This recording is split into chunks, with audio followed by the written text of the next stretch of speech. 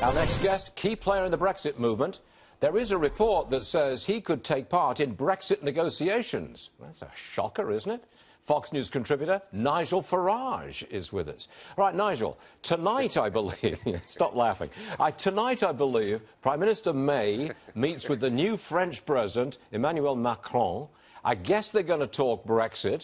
Have you any involvement in those talks whatsoever? In those talks, I have no involvement whatsoever. However, here in the European Parliament, of course, I'm talking to all the key players, and I have to say that in the course of the last week, things have changed. A week ago, 70% of the British people had a settled view that we should leave the European Union, whether they'd voted for it or not. Now, after this disastrous general election, the perception here in Brussels is that Theresa May and Britain are actually playing with a very, very weak hand. So, yeah, things are not as good as they were. What about the British? Are they still committed to leaving the European Union? Well, I have to say that the mood music since the general election has been alarming to people like myself. There is now talk of a significant watering down to what's called a soft Brexit, which sounds all very jolly and lovely. Are we going to leave the European Union? Yes, of course we are. Will we leave the Treaty of Rome? Yes, of course we will. But there is a real possibility now that we'll finish up in 2 years' time, still paying them money, still having their courts having a say, still having their laws, and maybe even open free movement borders. So let's put it like this. I felt this time last year we climbed a mountain.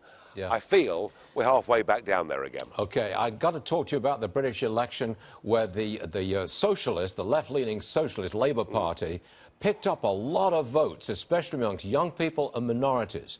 And can you explain this? Why do the Brits suddenly favour 1952 socialism all over again? What's going on? Oh, well, Marxism is very appealing if you've never been exposed to it before or seen what history has done with it. And, Corbyn went round saying to our students, look, I will wipe away all your tuition fees.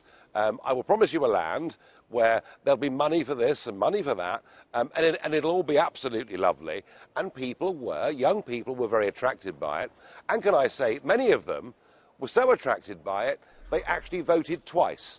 They voted once where they live, and secondly where they're students. So that needs a bit of looking at. I would think so. One more for you, Nigel. Senator John McCain here in America, Republican. He says former President Obama was a better American leader than President Trump. What do you make of that? I think Senator John McCain is a fully paid-up member of the bitter and twisted club.